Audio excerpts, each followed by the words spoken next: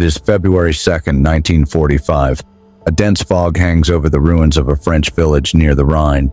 Engines growl in the distance, a low rumble shaking the earth. From the tree line, 3 German Panthers crawl into view, their barrels sweeping across the haze. Inside one of the Panthers, Hauptmann Otto Weber, a veteran commander who had long accepted the end. The radio crackles. "Enemy armor, 12 o'clock. Otto raises the scope to his eye. Through the shifting smoke he sees them. Shermans, 5 of them. The last stand begins. Otto Weber, 41 years old, a veteran of Kharkov, Kursk, and Normandy. His Panther Ausfahrt G wasn't just a machine, it was the last of his brothers in arms. To his left, Feldwebel Müller commanded the second tank. Young, reckless, too eager. On the right flank, Lieutenant Kruger, fresh from officer school, untested and tense. Their mission? Hold the line for 6 more hours, just long enough for the last German troops to escape across the Rhine. A low mist clings to the ruins, masking the movements of steel giants. Otto checks his instruments, fingers firmly on the controls, every sense on edge. The Panthers hold their breath, engines idling low, hidden among broken walls and leafless trees. The enemy comes into focus. 5 Shermans moving in a line formation, their tracks grinding over rubble, crushing what remains beneath them.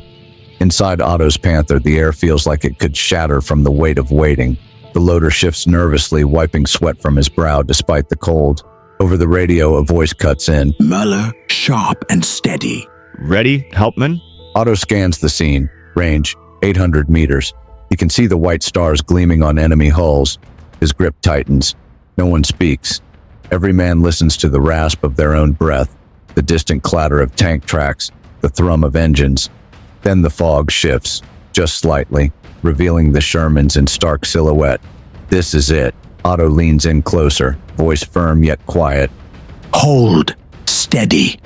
The seconds stretch into eternity. The fate of the village, and their lives, hangs on this moment. At exactly 700 meters, the Shermans fan out. Otto's heart races. Müller's Panther shifts, the turret locking onto the lead tank. Kruger's gunner takes a deep breath, steadies his hands, fingers tense on the trigger. Otto whispers into the radio, a voice barely audible over the static. "On my mark." The gunner steadies the reticle, crosshairs tracing the Sherman's turret. The fog parts in fleeting patches, revealing enemy silhouettes. Otto glimpses open hatches, commanders scanning, searching. The Germans are ghosts in the ruins, unseen, unheard. The barrels of the Panthers lower by degrees, tracking each target with lethal precision. The air itself feels electric. Time slows. Otto's voice crackles in the headsets, barely above a whisper, the signal for war. "Feuer." A deafening crack shatters the silence. Otto's Panther recoils as the first shell streaks toward its target, a streak of orange flame in the gray fog. The lead Sherman erupts in a fireball, metal torn like paper. The crew never had a chance. A second Panther fires, another Sherman hit, tracks shredded, smoke pouring from the engine deck. The ambush is complete. Chaos explodes in the fog, tracers and flames crisscrossing the battlefield. The fog lights up with flames. 2 Shermans gone in seconds, the others scrambling to respond. The German gunners reload frantically, shells slamming into the breaches. Otto's voice cuts through the chaos. "Reload, faster."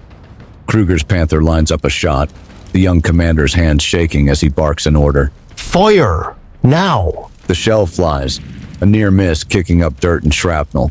A Sherman pivots, its turret swinging toward Kruger's Panther. The sound of machine guns fills the air, bullets pinging off armor. Otto's driver grits his teeth, the Panther lurching forward for a better position. Then it happens. A Sherman shell slams into Müller's Panther. Otto catches a glimpse. Müller's hatch swings open for a heartbeat, a silhouette in the flames. Then, nothing. The tank becomes a coffin, sealed by fire. Müller's gunner screams as the turret ignites. Otto sees the flames and slams his fist on the hatch. He knows they're down 1 tank, but there's no time to mourn. Smoke and haze swirl again, obscuring the battlefield. Both sides wait, blind, guns poised for the next flash. The fog swallows everything, sound, sight, and men. It becomes the graveyard of hope. Otto strains to see through the haze, but the world is just gray and flame. A burst of tracer fire rips across the field. One of the Shermans advances, its hull glinting in the smoke. Otto's gunner steadies the barrel, breath held. Steady. Feuer. Otto commands. The Panthers' cannon thunders. A hit. The Sherman's turret erupts, the crew scrambling out, flames licking at their uniforms. But for every Sherman they stop, another takes its place. Two more push forward, guns blazing, a deadly rhythm of boom and flash.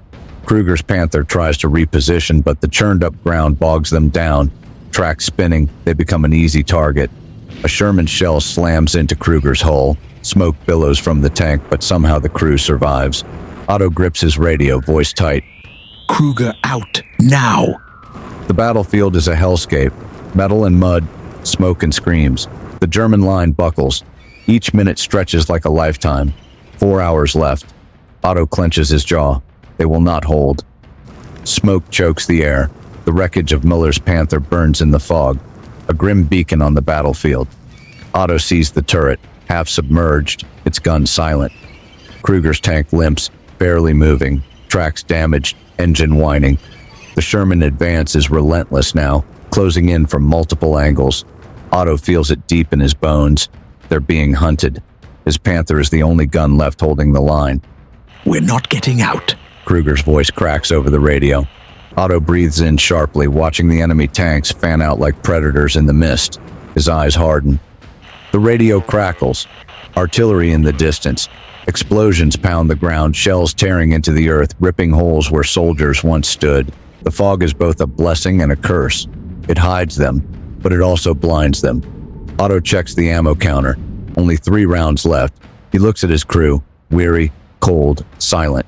His breath fogs the glass, his heart pounds in his chest. They will not break. Not yet. The Shermans close the distance. 500 meters, 400. Otto's voice cuts the tension, a cold whisper. Now.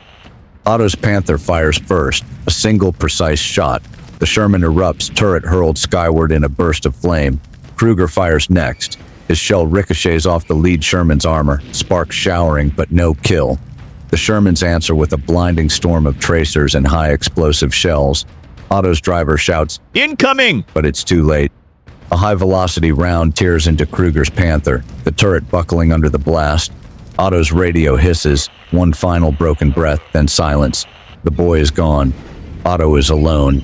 His world narrows to the enemy before him, the gun beneath his hands, and the death closing in.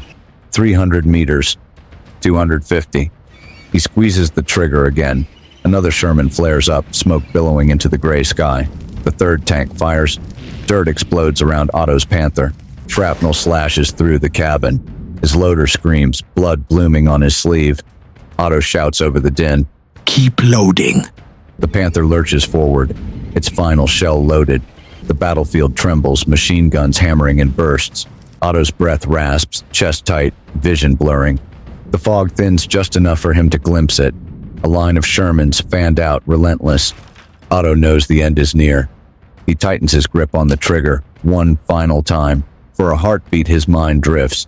The smell of bread in the morning, his wife's laughter, the sun on a quiet street. Then, the world shatters. Otto's last shell slams into the third Sherman. The tank shudders, smoke pours from its hatches, but it keeps coming. Otto's Panther trembles in place. No more rounds, no more hope. The Shermans open fire, shells slamming into Otto's hull. Sparks fly, clouds of smoke rise, metal twists in the haze. His driver collapses onto the controls, lifeless. Heat rises around Otto. Smoke chokes his lungs. He knows it's over. Through the shattered periscope, he watches the enemy tanks roll past. They don't stop. They don't fire again. They have their orders. Push forward. Otto coughs, the sharp taste of cordite thick on his tongue. His hand grips the turret's side, trembling. His eyes close, a faint memory flickering. A quiet morning, the smell of bread, his wife's smile. Then, silence. By day's end, the Shermans reach the Rhine. The last German defenders have fallen, or fled. Otto's Panther lies blackened and silent, a steel graveyard in the fog. The fog lifted, but the scars remained. On that cold February day, Hauptmann Otto Weber and his men gave everything they had, holding the line for a cause already lost. They stood defiant in the face of overwhelming odds, knowing they would not see another dawn. And though history may forget their names, the echoes of their courage linger in the smoke and steel of a dying war. Some battles are fought to win, others simply to remember.